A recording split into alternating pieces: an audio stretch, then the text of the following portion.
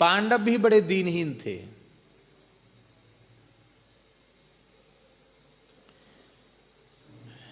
देखो, ये जो कुरुकुल का सिंहासन था, हस्तिनापुर का सिंहासन, जो उस काल में चक्रवर्ती सम्राट का पद था। भारतवर्ष में जितने राजकुल हैं उनमें सबसे श्रेष्ठ उस काल में कुरुकुल था, क्योंकि चक्रवर्ती सम्राट यहाँ के राजा हुआ करते थे। पवित्र भरत वंश में इनका जन्म हुआ है। भरत चक्रवर्ती सम्राट थे।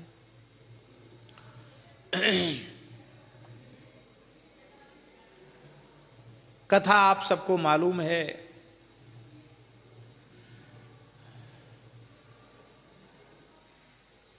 महाराजा अभिषेक, जो इतने समर्थ पुरुष थे, इतने बड़े तपस्वी योगी और पुण्यात्मा व्यक्ति थे कि वे अपने दिव्य रथ में विराजमान होकर ब्रह्मलोक तक जा सकते थे। ब्रह्मलोक तक उनकी सदेह गति थी। और महाराजा अभिषेक ब्रह्मलोक में विराज रहे थे।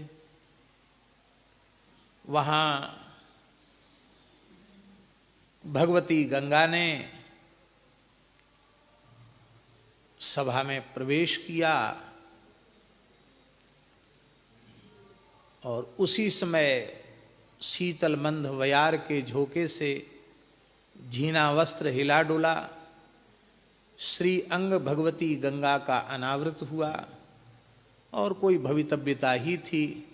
उस परम निर्विकार ब्रह्मा के लोक में राजा के चित्त में विकार उत्पन्न हुआ। गंगा जी भी महाभिषेक के सौंदर्य को देख करके थोड़ी आकृष्ट हुई और दोनों को धरती जाने का शाप मिला।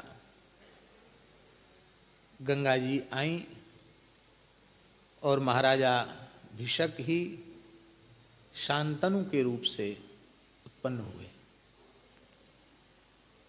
और शांतनु ने गंगा से परिणय किया। 8 वसुओं को शाप मिला था। उनको मुक्ति गंगा जी को ही दिलानी थी, 8 वसुओं को। वे 8 वसु ही शांतनु के माध्यम से गंगा के गर्भ से प्रकट हुए और एक एक करके गंगा जी ने 7 पुत्रों को उनके लोक वसु लोक भेज दिया। पर इस रहस्य को महाराजा शांतनु नहीं समझते थे। जब 8वीं संतान को गंगा लेके चली तो उन्होंने टोक दिया। शर्त पहले ही कर ली थी कि टोका टाकी नहीं करोगे, मैं कुछ भी करूं। तब गंगा जी मुस्कुराई, बोली अब हमारा तुम्हारा मिलन प्रत्यक्ष इस रूप में नहीं होगा। 7 वसुओं को मैंने मुक्त किया, ये 8वें मुख्य वसु थे, इनका अपराध विशेष था। इस विशेष अपराध के कारण इनको धरती पर रहना पड़ा। यही हुए देवव्रत पितामह भीष्म। इस बालक को गंगा जी ने कहा मैं लेकर जाती हूं और योग्य बनाकर फिर आपके पास भेजूंगी, ये आपके पास रहेगा। और परशुराम जी से धनुर्वेद की शिक्षा कराई, बृहस्पति से वेद पढ़वाए। गंगा जी के लिए तो क्या कठिन था।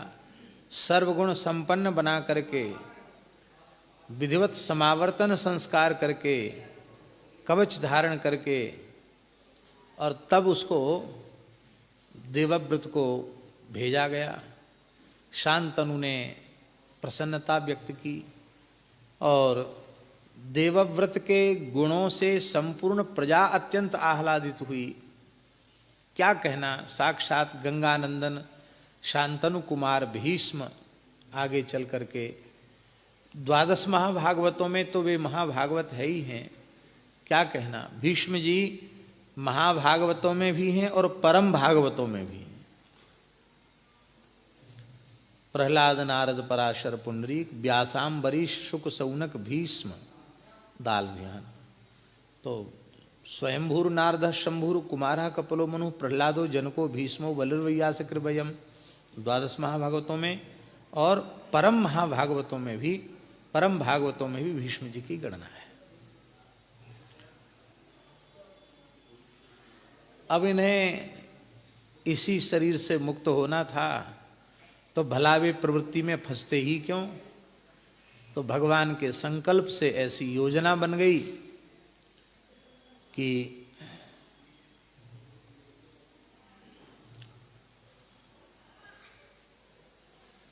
उपरिचरी वसु के तेज से उत्पन्न, मछली के गर्भ से उत्पन्न एक अत्यंत सुंदरी कन्या, कमल लोचना कन्या सत्यवती, जिसका पहले मत्स्योदरी और मत्स्यगंधा नाम हुआ, भगवान पराशर महर्षि की कृपा प्राप्त करके वह योजनगंधा हो गई, और भगवान व्यास को प्रकट करने का सौभाग्य उसे प्राप्त हुआ। तो उस कन्या के सौंदर्य और उसके श्रीअंग की दिव्य सुगंध से महाराज शांतनु व्याकुल हुए, और मन ही मन उन्होंने कन्या का वर्ण किया, और दासराज जो जिसके यहाँ वो कन्या पालित पोषित हुई थी, उस दासराज से जाकर के प्रार्थना की कि ये कन्या हमको तुम दे दो। उसने कहा महाराज चक्रवर्ती सम्राट हैं आप और परम पुण्यात्मा हैं, आप जैसे राजर्षि मेरी बेटी मांगे, ये मेरी और उस पुत्री तो है नहीं, धर्म पुत्री है। अब वो राजकन्या ही थी क्योंकि उपरचरी वसु की पुत्री थी। तो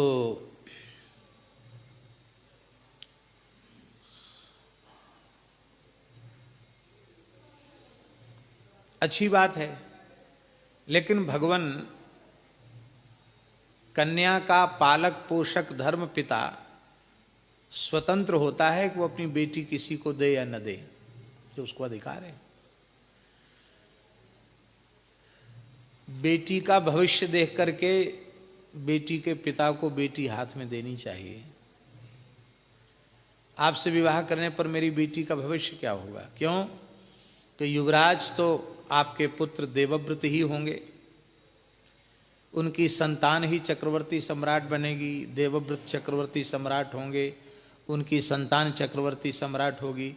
हमारे कन्या की संतान तो ऐसी वैसी अपना गुजारा करेगी, क्या लाभ है?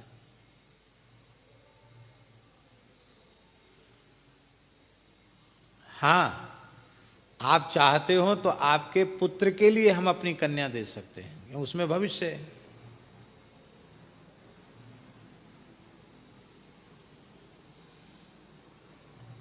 ये वहां से चले गए और मन में बात ऐसी बैठ गई कि वे अस्वस्थ से हो गए। अपने पिता को अस्वस्थ जैसा देख करके देवव्रत को चिंता हुई, और उन्हें मंत्रियों से जब कारण ज्ञात हुआ तो वे स्वयं उस धीवर राज दासराज के पास पहुँचे और पहुँच करके कहा कि आप मेरे पिता को अपनी कन्या देवें। दासराज ने उनके सामने भी प्रस्ताव किया। बोले नहीं, मैं वचन देता हूं, मैं राज्य सिंहासन का त्याग करता हूं, कभी गद्दी पर नहीं बैठूंगा। तुम्हारी बेटी की जो संतान होगी वही गद्दी पर बैठेगी, मैं वचन देता हूं। उसने कहा महाराज संकट तो इसमें भी रहेगा। क्यों? क्योंकि मुझे पता है मेरी बेटी की संतान उतनी मजबूत नहीं होगी जितनी शक्ति संपन्न संतान आपकी होगी, क्योंकि आप में एक विलक्षण प्रकार की ओजस्विता तेजस्विता दिखाई पड़ रही है। आप गांगेय हैं, आप सामान्य पुरुष नहीं हैं, तो आपकी संतान भी बहुत विशिष्ट होगी। वो इतनी शक्ति संपन्न होगी कि मेरी बेटी के बेटों को मार पीट करके गद्दी छीन लेगी, फिर हमारे बेटी के बेटे तो ऐसे ही अपने मांगेंगे, खाएंगे, गुजर बसर करेंगे। इसलिए मैं नहीं दे, आपको दे सकता हूं। देवव्रत ने कान पर हाथ रखा, कहा मेरे पिताजी की मन की भावना जिसकी ओर पहुंच गई वह तो मेरे लिए परम वंदनीय और पूज्या हो गई। मैं इस पाप पूर्ण प्रस्ताव को स्वीकार नहीं कर सकता, मेरी प्रार्थना स्वीकार करो। रही तुम्हें ये आशंका है कि मेरी संतान बहुत बलवान होगी और मेरे बेटी के बेटों को मार के भगा देगी, तो संपूर्ण दिशाएं, संपूर्ण देवता, ऋषि और पितृगण, आकाश पृथ्वी सब श्रवण कर लें कि आज के बाद मैं आजन्म ब्रह्मचारी ही रहूंगा। ऊर्ध्वरेता ब्रह्मचारी हैं श्री पितामह भीष्म, महान योगी हैं। भीष्म का वैराग्य सर्वोपरि है।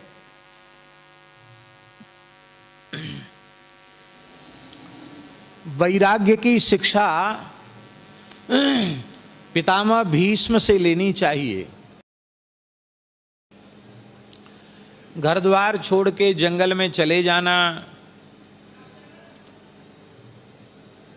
पत्ते खा करके, जल पी करके, हवा पी करके, कठोर योग साधन करके, नाम जप करके विकारों को जीत लेना, अपने दोषों पर विजय प्राप्त कर लेना, ब्रह्मचर्य व्रत में दृढ़ हो जाना, यह आश्चर्य नहीं है। ऐसा अनेक महानुभावों ने किया है, करते आ रहे हैं, आश्चर्य नहीं। लेकिन राजकीय वेशभूषा धारण करते हुए, राजमहलों में रहते हुए, दरबार में बैठकर सुंदरियों का दर्शन करते हुए, नर्तकियों का नृत्य गान देखते हुए भी जिनका ब्रह्मचर्य अविचल हो, जिनकी वृत्ति स्वप्न में भी संसार के रूप रसगंध शब्द स्पर्श की ओर न जाती हो, उन महापुरुष का कैसा वैराग्य होगा। इसलिए वैराग्य की सिद्धावस्था, वैराग्य की परिपक्वावस्था यदि किसी महापुरुष में है तो वो है पितामह भीष्म। इसलिए निर्विकारता की प्राप्ति के लिए भीष्म का स्मरण किया जाता है। सनत कुमारो देवर्षि शुक भीष्म प्लवंगमाः पंचैतान स्मरतो नित्यम काम बाधा निवर्तते। तो भीष्म जी ने प्रतिज्ञा कर ली और आकाशवाणी भी कि आज से आपका नाम भीष्म होगा, क्योंकि ऐसी भीषण प्रतिज्ञा आज के पहले कभी किसी ने नहीं की, इसलिए आपका नाम भीष्म होगा। देवव्रत भीष्म हो गए और रथ पर उन्होंने कन्या को बिठाया और पिताजी को कहा कि विधि पूर्वक आप विवाह कीजिए। पिता ने विवाह किया और आशीर्वाद दिया, तुम जब तक नहीं चाहोगे तब तक तुम्हारी मृत्यु नहीं होगी। इच्छा मृत्यु का वरदान प्रदान कर दिया, अमरत्व प्रदान कर दिया पिता ने। इसको श्रद्धा कहते हैं। लोग कहते हैं अब हमारी श्रद्धा नहीं है, अब पिताजी में हमारी श्रद्धा नहीं रही, अब संत में हमारी श्रद्धा नहीं रही, अब गुरुजी में हमारी श्रद्धा नहीं रही। क्यों? क्योंकि हमने उनका दोष देख लिया।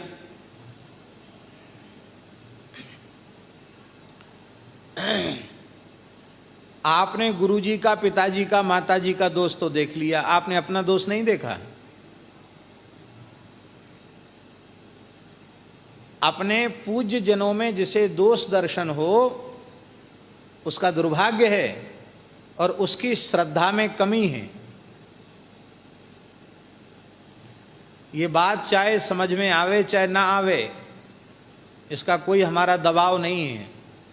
लेकिन जहां श्रद्धा होगी वहां दोष दर्शन नहीं होगा। श्रद्धा का लक्षण ही है, श्रद्धा दोष दर्शन नहीं करने देती है। पार्वती जी की परिपूर्ण श्रद्धा गुरु श्री नारद जी में है, तो शंकर जी कथा सुना रहे हैं पार्वती जी को, राम जन्म के हेतु अनेका परम विचित्र एक ते एका। और उसमें एक हेतु यह भी बताते हैं कि श्री नारद जी ने भगवान को शाप दे दिया और नारद जी के शाप को अंगीकार करके भी भगवान को एक बार अवतार लेना पड़ा। तो अब देखो, भगवान को शाप देना ये नारद जी का दोष है, कमी है ना। सेवक स्वामी की अवज्ञा ही नहीं कर रहा, शाप दे रहा है स्वामी को। भक्त भगवान के विरुद्ध व्यवहार कर रहा है। लेकिन पार्वती जी की श्रद्धा देवर्षि नारद जी के चरणों में है, तो उनको नारद जी का दोष दिखता ही नहीं। वो कहते हैं का अपराध रमापति कीन्हा, हमारे गुरुजी में तो गलती हो ही नहीं सकती है। भगवान ने जरूर कोई ऐसा अपराध किया होगा जिससे गुरुजी को गुस्सा आया। तो हे प्रभु, हे भगवान शिव, ये बतलाइए कि का अपराध रमापति कीना, भगवान लक्ष्मीपति नारायण भगवान ने कौन सा अपराध कर दिया जो हमारे गुरुजी को दंड देना पड़ा उनको। इसको कहते हैं श्रद्धा। अब देखो, प्रत्यक्ष दिख रहा है? आप सोचो, भीष्म जैसा युवा सर्वगुण संपन्न देवव्रत जैसा युवा पुत्र, जिसको सारी प्रजा युवराज के रूप में देख रही है, और महाराज ने युवराज, ये मेरा युवराज है, ये कह भी दिया है। इसके बाद भी ऐसे योग्य पुत्र के होते हुए भी किसी रूप की ओर आकृष्ट होना, और आकृष्ट ही नहीं होना, अपने विवाह के योग्य पिता के, अपने विवाह के योग्य पुत्र के रहते हुए विवाह की इच्छा करना, स्पष्ट करता है कि उनका मन किस प्रकार से विकार ग्रसित हुआ। तो कह देते कि तो घटिया पिताजी हैं, बुढ़ापे में भी अपनी वृत्ति को संभाल नहीं पा रहे हैं, बुढ़ापे में इनके ऐसे ऐसे लक्षण हैं। तो ऐसे पिताजी को तो हमारी दूर से दंडोत, अब तो तपस्या करेंगे, भजन करेंगे, ये नहीं किया। ऐसे पिता के प्रति भी कैसा सद्भाव भीष्म जी ने दिखाया कि यह शरीर जो पुरुषार्थ चतुष्टय की सिद्धि का साधन है, धर्म अर्थ काम मोक्ष चारों पुरुषार्थ जिससे प्राप्त होते हैं, जिस शरीर से भगवत प्राप्ति होती है, वह शरीर पिता की कृपा से प्राप्त हुआ है। इसलिए पिता को भगवत रूप मानना, और जब वो भगवान है तो उनमें दोष क्या है। तो पुत्र का धर्म है पिता की इच्छा को पूर्ण करना। मैं यदि अपने पिता की प्रसन्नता को प्राप्त नहीं कर पाता हूँ, उनकी इच्छा को पूर्ण नहीं कर पाता हूँ, तो मुझे पुत्र कहलाने का अधिकार नहीं है। ये कितनी सूक्ष्म बात है धर्म की। इतना ही नहीं, यह और प्रतिज्ञा कर ली कि कहीं हमारे पिताजी की बुढ़ापे की संतान इतनी कमजोर हो गई, लुंज पुंज, कहीं दूसरे लोगों ने आक्रमण किया तो क्या होगा। बोले मैं जब तक जीऊंगा इस कुरुराज सिंहासन पर आंच नहीं आने दूंगा, ये और प्रतिज्ञा की। लेकिन यहां शास्त्री जी विशेष बात यह है कि ऐसे पिता में भी दोष दर्शन नहीं हो रहा है, ऐसे पिता में भी अश्रद्धा नहीं हो रही है। यह है श्रद्धा का स्वरूप। और ऐसा पिता भी आशीर्वाद देता है कि तुम्हारे ऊपर मृत्यु का प्रभाव नहीं होगा, जब तुम चाहोगे मरना तभी मरोगे। ये आशीर्वाद में सामर्थ्य होती है। ऐसे पिता में भी ऐसी सामर्थ्य है कि वह पुत्र को यहां तक दे सकता है। क्योंकि भैया देह भेद है, आत्म भेद नहीं है। आत्मा तो भगवान का ही स्वरूप है, इसलिए प्रत्येक देह में श्री नारायण ही विराजमान हैं। आप किसी को भी संतुष्ट कर लो, हृदय से आत्मा से जब आशीर्वाद निकलेगा तो वह पूर्ण ही होगा, इसमें संदेह नहीं। आत्मा के द्वारा दिया गया आशीर्वाद था। और शांतनु वैसे तो धर्मशील सदाचारी थे ही, इसमें कोई संदेह की बात नहीं। परिणाम सामने आया, बुढ़ापे की संतान, वासना से युक्त होकर विवाह किया गया। उसका परिणाम क्या हुआ? जुड़वी संतान पैदा हुई, एक साथ 2 पुत्रों का जन्म हुआ। एक का नाम चित्रांगद हुआ, दूसरे का नाम विचित्रवीर्य हुआ। एक तो क्रोध विकार के कारण नष्ट हो गया, चित्रांगद शिकार खेलने गया था, एक यक्ष के साथ युद्ध हुआ और यक्ष ने उसे मार डाला। अब कौन बचे? विचित्रवीर्य। विचित्रवीर्य, इनका विवाह होना ही मुश्किल हो गया। क्या खोट थी? खोट तो कुछ नहीं थी, बड़े सुंदर थे, बहुत सुंदर थे, क्यों ना हो। शांतनु इतने सुंदर हैं और सत्यवती इतनी सुंदरी हैं, तो सुंदर पिता माता की संतान असुंदर कैसे हो सकती है? सुंदर तो थे, फिर भी ब्याह नहीं हो रहा था, क्योंकि सब राजाओं में ये था कि बुढ़ापे की संतान है, भीष्म इतने मजबूत हैं, अरे क्या है इनको, क्या बेटी मिलना मुश्किल था। और शंतनु तो दिवंगत हो चुके थे। सत्यवती ने कहा, बेटा भीष्म, अपने भाइयों का विवाह करो। काशीराज के यहाँ स्वयंवर हो रहा था और काशीराज की तीनों पुत्रियों का हरण श्री भीष्म जी करके ले आए। अब देखो, ब्रह्मचारी होते हुए कन्याओं का हरण किया, ये ब्रह्मचारी का काम है। लेकिन दोष नहीं लगा। क्यों नहीं लगा? क्योंकि अपनी इच्छा से किसी कर्म में प्रवृत्ति होती है तो उसके गुण दोष का प्रभाव उस कर्ता के ऊपर, कर्ता दोषे न लिप्यते, कर्ता दोष से लिप्त होता है। किंतु यदि समर्थ पुरुष आज्ञा देता है, तो यदि वह शास्त्र विरुद्ध आज्ञा दे रहा है, तो आज्ञा देने वाला उस दोष से युक्त होगा, आज्ञा पालन करने वाला दोष से मुक्त ही रहेगा, वो दोष युक्त नहीं हो सकता। माँ की आज्ञा थी, इसलिए उन्हें दोष नहीं लगा। ब्रह्मचारी व्यक्ति ने, महानुभाव ने तीनों कन्याओं को रथ पर बिठा लिया और बिठा करके कहा कि किसी क्षत्रिय की भुजाओं में बल हो तो कन्याओं को हमसे छीन ले जाए। अकेले भीष्म ने सबको परास्त किया, तीनों कन्याओं को रथ पर बिठा करके लाए। माँ, आपकी आज्ञा का पालन हुआ, ये तीनों कन्याएं हैं। उसमें जो सबसे बड़ी अम्बा थी, उस अम्बा ने कहा,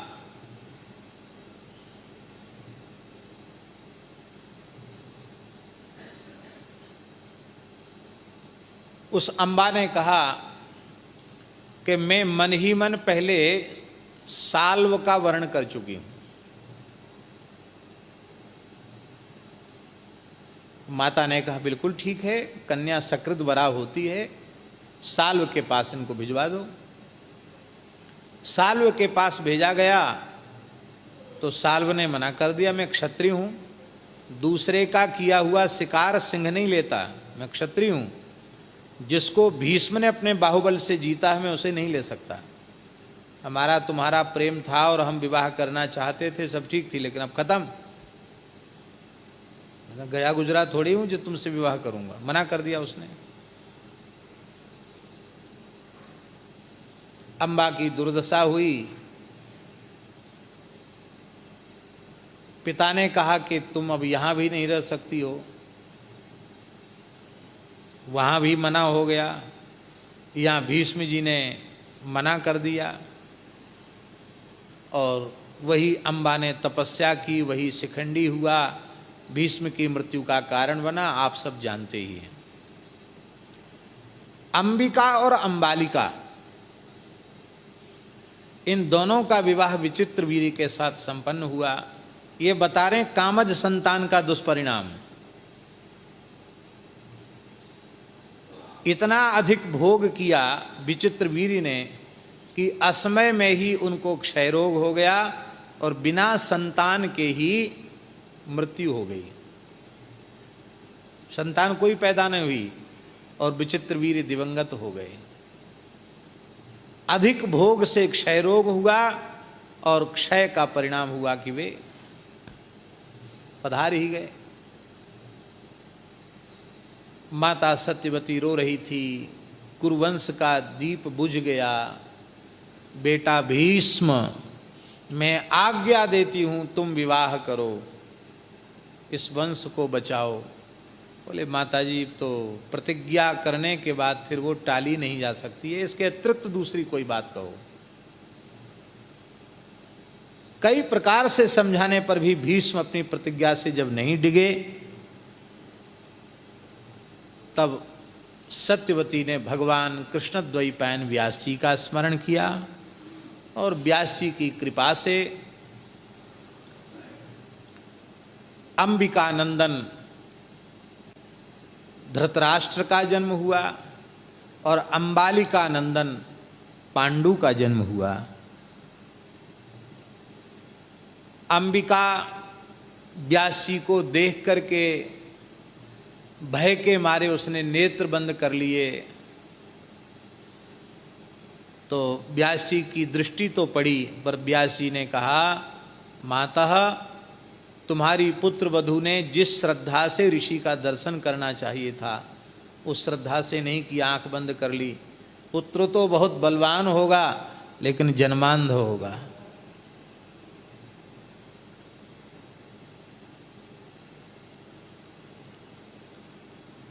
अंबालिका, उसको कहा तुम महर्षि का दर्शन करो। अंबालिका भय के मारे पीली पड़ गई। बच्चों को, संतान को संतों का दर्शन कराते रहो, नहीं तो कोई आंख बंद कर लेगा, नहीं तो कोई डर के मारे पीला पड़ जाएगा। जिन घरों में संतों का आवागमन नहीं होता, उन घरों में कोई साधु पहुंच जाए तो छोटे बच्चे ऐसे चिल्लाते हैं जैसे उनके प्राण ब्रह्मांड में चढ़ने वाले हों, ऐसे चिल्लाते डर के मारे। और जिन घरों में संत महापुरुषों का आवागमन होता, उनके बच्चे रोते हों तो वो खुश हो जाते हैं संतों को देख करके। उनकी गोद में बिठा दो तो कहो दाढ़ी पकड़ लें, कहो माला खींचने लग जाएं, ऐसे भी बालक होते हैं। तो बालकों को संस्कार देना चाहिए था।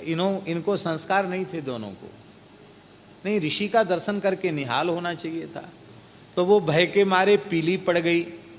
तो बोले पुत्र तो होगा पर पांडु होगा, पांडु माने पीला होगा, पीली पड़ गई ना ये। कहा बेटा अभी मेरे मन के अनुरूप संतान नहीं हुई, फिर कृपा करो। बड़ी छोटी में से कहा तुम चली जाओ, तुम चली जाओ। वो ना तो उन्होंने नहीं किया। अपनी दासी थी, बहुत सदाचार संपन्ना थी, उस धर्मशीला दासी को भेज दिया अपने जैसी सजावट करके। दासी सामने गई, उसने श्रद्धापूर्वक भगवान व्यास के चरणों में प्रणाम किया, परिक्रमा किया, सिर झुकाकर खड़ी हो गई। भगवान व्यास की कृपा भरी दृष्टि पड़ी। बोले तेरे गर्भ से महान धर्मनिष्ठ भगवत भक्त सदाचार संपन्न महात्मा विदुर का जन्म होगा। वेत्तीत विदुरः, जो ब्रह्म तत्व को जाने उसी का नाम विदुर है। वो ब्रह्मविद वरिष्ठ होगा, ब्रह्मवेत्ता होगा। कहा मां तुम्हारी बहुओं ने छल किया, अभी भी पुत्र तो हुआ पर दासी पुत्र, दासी की संतान हुआ। इस तरह से 3 संतान हुई। अब सुन लो दीनहीनत्व की दशा। अब क्या हुआ,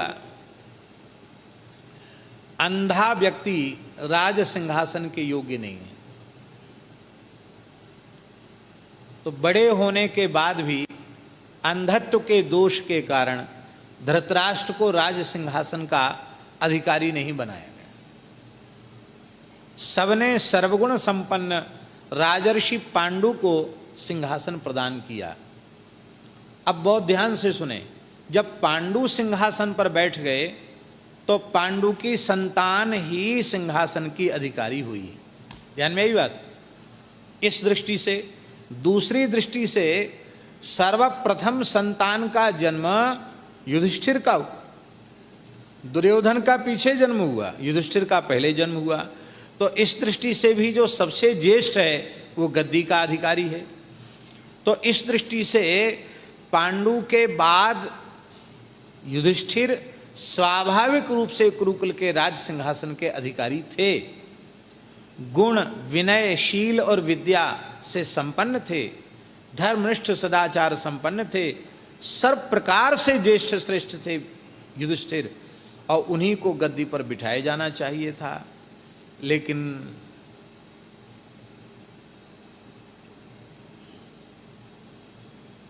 धृतराष्ट्र ऐसे कुर्सी से चिपक गए, उन्होंने कुर्सी छोड़ी ही नहीं और बारंबार अपने भाई के पुत्रों को उनके अधिकार से वंचित किया। यदि पांडु जीवित होते तो क्या पांडवों की यह दुर्दशा होती? पांडु नहीं थे तो धृतराष्ट्र का कर्तव्य क्या था? अपने पुत्रों से अधिक अपने भाई के पुत्रों का ध्यान रखता, लेकिन धृतराष्ट्र ने ध्यान तो रखा ही नहीं। पहले पांडवों में पहले भीमसेन को विष खिलाकर मारने का षड्यंत्र किया गया, भगवान की कृपा से बच गए। फिर लाक्षागृह में कुंती के सहित 5 पांडवों को जलाकर भस्म करने का षड्यंत्र किया गया, उससे भी भगवान की कृपा से बच गए। और इसके बाद द्रौपदी का परिणय पांडवों के साथ हुआ, और अब तो आवश्यक था कि पांडवों का अधिकार पांडवों को मिलता, तो उस समय भी उनसे छल किया गया। नगर का भाग वो तो अपने पास ही रखा, गांव नगर का, और खांडव प्रस्थ पांडवों को दिया गया। खांडव प्रस्थ जो आगे चलकर इंद्रप्रस्थ बना। महाराज जी, झाऊ का जो पेड़ होता है ना, उसको खांडव कहते हैं संस्कृत में, खांडव उसको भी कहते हैं। तो झाऊ का जंगल था पहले, हमारे जमुना किनारे बहुत झाऊ थी, तो ये सब दिल्ली क्षेत्र पूरा झाऊ का जंगल था जमुना किनारे। वो झाऊ ऐसी होती है कि उसका बीज जब बाली उसकी पकती है, झरती है, तो तमाम झाऊ पैदा होता है। ऐसा किया, बोले कुछ धन दे दिया, कुछ सामान दे दिया और कहा तुम खांडव प्रस्थ वहाँ अपना निर्माण करो, बनाओ खाओ, ये तुमको बसाने के लिए धन दे दिया। उनकी तो योजना थी कि जीवन भर पेड़ काटते रहेंगे, जंगलों में कुछ बंदियों की तरह इधर से उधर डंगा डोली लिए घूमते फिरते रहेंगे। पर भगवान का अनुग्रह कैसा होता है, भगवान ने दीनहीन पांडवों पर कृपा की और मय दानव के द्वारा खांडवप्रस्थ इंद्रप्रस्थ बना, अग्नि का अजीर्ण दूर हुआ, जंगल को जलाया गया और उसमें एक दिव्य नगर का निर्माण हुआ। पांडव विजयी हुए, संपूर्ण धरती पर उनकी विजय पताका फहरा गई और धर्मराज युधिष्ठिर ने राजसूय यज्ञ की दीक्षा ली।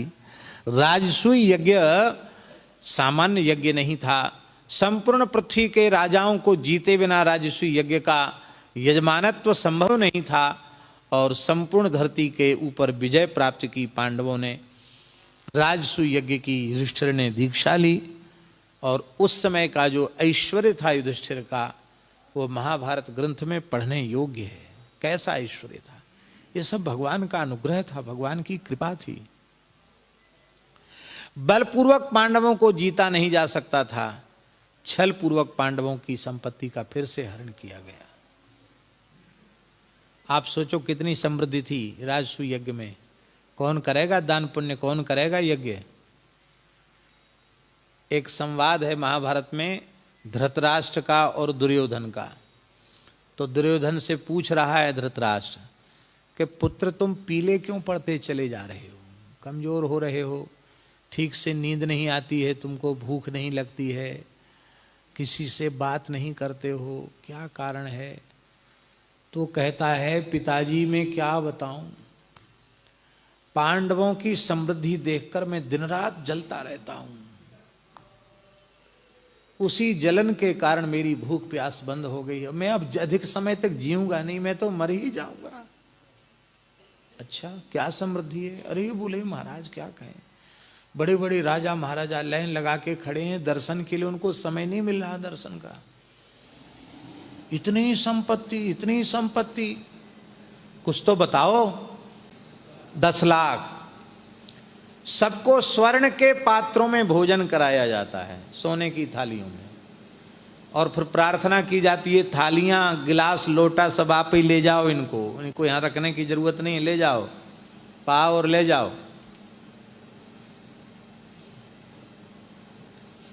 और जब 10 लाख की पंगत बैठ जाती है तो शंख बजाया जाता है। तो धृतराष्ट्र कहता, एक बार शंख बजता हो? बोले नहीं नहीं, हम तो सवेरे से लेकर रात तक बार बार शंख ही सुनते थे। एक बार की पंक्ति में 10 लाख बैठते थे, अब पंगत पूरी हुई कि फिर शंख बजाया जाता था। अब मान लो दिन भर में 10 पंगत भी हुई 10-10 लाख की, तो कितना हुए? 1 करोड़ सोने की थालियां, कटोरी, गिलास, लोटा, कमंडल सब सोने के। और दक्षिणा कैसी दी जाती थी? शास्त्री जी सुन लीजिए, आपके विशेष काम की चीज है। दक्षिणा ऐसी दी जाती थी कि इन लोगों ने योजना बना रखी थी कि सहदेव जी जिस ब्राह्मण की योग्यता का विचार करके 100 स्वर्ण मुद्रा दक्षिणा के लिए पर्ची बनावेंगे, तो वो जैसे ही कर्ण के पास जाती थी, पहले से षड्यंत्र था इनका, तो वो कहता था ये सहदेव की गलती है, तो वो 100 को 1 जीरो और बढ़ा देता था, तो 100 के कितने हो गए? 1000 हो गए। 1000 स्वर्ण मुद्रा दक्षिणा में मिलती थी। अब वो जब देने का काम, उठा के देने का काम दुर्योधन का था, तो दुर्योधन का विचार था कि खजाना खाली हो जाए, दक्षिणा बाकी रह जाए, और मंत्रहीन मदक्षिणम, बिना दक्षिणा का यज्ञ तामसी होता, न का यज्ञ पूरा ना हो, ये उसका मन था, षड्यंत्र था। तो वो 1000 के पास 1 जीरो और बढ़ा देता था, तो कितना हो गया? 10,000। वो 10,000 स्वर्ण मुद्रा देता था। ब्राह्मण कहता था ये युधिष्ठिर की उदारता है, जिसको 100 की योग्यता हो उसको 10,000 दो। अरे भाई, न भूतो न भविष्यति, ऐसा यज्ञ करने वाला कोई न पैदा हुआ, न आगे कोई पैदा होगा। जय जयकार, मेहनत इनकी थी और प्रशंसा इनकी कोई नहीं करता था। प्रशंसा सब पांडवों की करते थे, धर्मराज की करते थे। फिर कहते क्यों ना हो, भगवान श्री कृष्ण की कृपा इनको प्राप्त है, भगवान की कृपा प्राप्त है, फिर ऐसा क्यों नहीं होगा। और खजाना घटता नहीं था, खजाना बढ़ता था। क्यों? दुर्योधन के हाथ में एक ऐसा चक्र का चिन्ह था, वो जिस चीज वस्तु को उठाकर दान करेगा वो 1000 गुनी बढ़ जाएगी, ऐसा उस चक्र का प्रभाव था। ये जो सामुद्रिक लक्षण है, इसको भगवान श्री कृष्ण के अलावा और कोई जानता नहीं था, किसी को पता नहीं था। श्री गोपालाचार्य जी महाराज तो कहते थे ससुरे को उसी को भी पता नहीं था। हम ऐसा नहीं बोलते, पर उनकी बात याद आ जाती है, उनके मुंह से अच्छी लगती थी। उसको भी पता नहीं था, तो भगवान ने जानबूझकर उसको बिठाया ऐसी जगह पर, वो बेचारा देते देते परेशान, खजाना खाली ना हो। बोलो भक्तवत्सल भगवान की। पांडवों का सर्वस्व जुआ में छीना गया, द्रौपदी का तिरस्कार किया गया, 12 वर्ष का वनवास, 1 वर्ष का अज्ञातवास पांडवों को भोगना पड़ा। ये पूरे पांडवों के चरित्रों का अनुसंधान करते हुए गोस्वामी जी कहते गज प्रहलाद पांडुसुत। पांडुसुत, पांडुसुत माने पांडवों से अधिक दीनहीन कौन होगा। कौन था पांडवों के पक्ष में? कहां 5 पांडव, कहां समुद्र के समान बड़ी कौरवों की सेना, पर दीनहीन पांडवों की कैसे रक्षा की। आहा। कपि, कपि माने सुग्रीव। सुग्रीव जी भी दीनहीन ही थे। कौन सहयोगी था सुग्रीव का? क्योंकि बाली का डर इतना व्याप्त था कि इस धरती पर कोई भी सुग्रीव को आश्रय देने का साहस नहीं कर सकता था। ऋषिमुख पर्वत पर तो इसलिए सुग्रीव रहते थे, यहां सापवश आवत नहीं। वहां जाएगा तो उसका मस्तक फट जाएगा। तो एक सुरक्षित जगह थी। अब कोई सुरक्षित जगह में रहे और वहां से बाहर निकल ही न सके तो उसकी तो जीवन भर की कैद हो गई। एक प्रकार से उस दायरे से बाहर ही नहीं निकल सकता। वहां भी इतना भयभीत रहता था कि बाली कहीं यहां भी षड्यंत्र पूर्वक हमको मरवा न दे। राम लक्ष्मण जी का दर्शन करके भी पठवा होई बाली मन मैला। सशंकित थे, नींद नहीं आती थी सुग्रीव को। हनुमान जी से यहां तक कहा था सुग्रीव ने कि इन वीरों से तुम बातचीत करना तो ऐसे ढंग से खड़े होना कि तुम्हारा मुंह हमारी तरफ हो। क्यों? हम वहीं से नजर रखेंगे तुम्हारी भाव भंगिमा पर। यदि कोई गड़बड़ दिखे तो ऐसी भाव भंगिमा प्रस्तुत कर देना तो भागो तुरंत तजो या सैला, भाग जाऊंगा इस पर्वत से अपने को बचाने के लिए। इतना अधिक जो डर रहा हो दिन रात मौत के डर से, उसकी क्या स्थिति होगी। ऐसे दीनहीन सुग्रीव को भी आपने आश्रय दिया। सखा सोच त्यागहु बल मोरे, सब विद घटव काज में तोरे। मेरे बल से शोक का त्याग करो।